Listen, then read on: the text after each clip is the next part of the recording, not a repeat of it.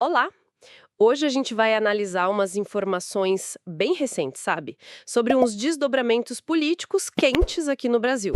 Oi. Recebemos um material sobre um deputado federal que está defendendo sanções internacionais contra a esposa de um ministro do Supremo. Hum, E ele liga isso a ações que já teriam vindo de fora, de outros governos. Coisa agora de início de agosto de 2025. Vamos tentar entender isso melhor. vamos sim. É importante olhar os argumentos, né?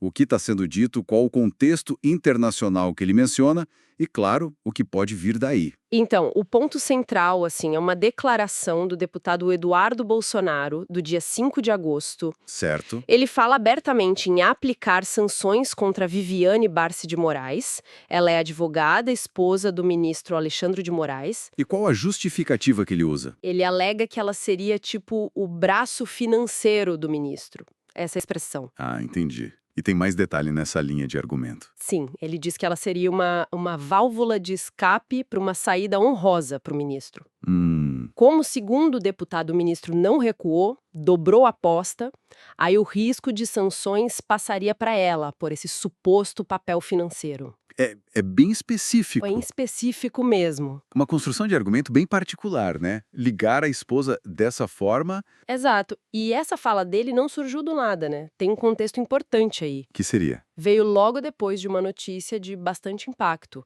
O governo americano anunciou, lá no dia 30 de julho, punições contra o próprio ministro Alexandre de Moraes. Ah, usando a lei Magnitsky, certo? Isso, exatamente, a Lei Magnitsky. E isso é pesado. É fundamental entender o que essa lei significa. Ela é para casos de violação grave de direitos humanos ou grande corrupção. Pois é. E o material que a gente analisou até destaca um ponto que chama a atenção. O ministro seria a primeira autoridade de um país considerado democrático a levar sanção por essa lei. Sério? Primeira autoridade de democracia. Pelo que consta no material, sim. E as punições não são pouca coisa. Proibição de entrar nos Estados Unidos, bloqueio de bens por lá, Nossa. e até restrição para usar serviços de empresas americanas. É um pacote completo. Isso já é enorme por si só. Mas pelo que a gente leu, usar a Lei Magnitsky nesse contexto vai além da sanção, né? É quase como Uma sinalização, tipo, tentar colocar a situação política interna do Brasil numa caixinha internacional de violação de direitos. É uma escalada forte na retórica, não acha? sem dúvida. A escolha do instrumento legal nesse caso é tão relevante quanto a sanção em si. Comunica muita coisa. E não parou no ministro, né? A pressão continuou. Não parou. Nessas declarações, o deputado também citou outros políticos.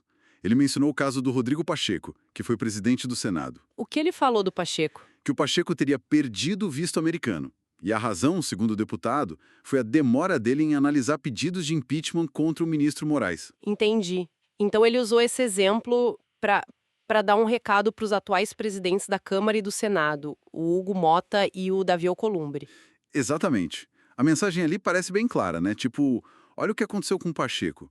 Se vocês não agirem contra o ministro, podem ser os próximos. Uma pressão direta, usando a ameaça de consequência internacional. Isso. A narrativa que ele constrói coloca os chefes do Congresso como se estivessem sustentando o que ele chama de regime. A ameaça está implícita. Não fazer nada sobre os supostos abusos de poder do ministro pode trazer problema internacional para eles também. É uma forma de usar a política externa para mexer aqui dentro, né? Claramente. E os planos, pelo que o material indica, vão além. Tem mais? Sim, o deputado anunciou que pretende viajar para a Europa em breve, Para a Europa.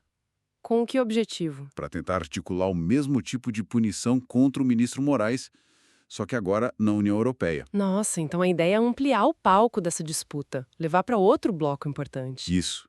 Se a gente junta as peças, né? Sanção nos Estados Unidos, pressão no Congresso aqui, agora busca por sanções na UE, parece uma estratégia bem definida de internacionalizar o conflito ao máximo. É uma busca por pressão externa contínua, então.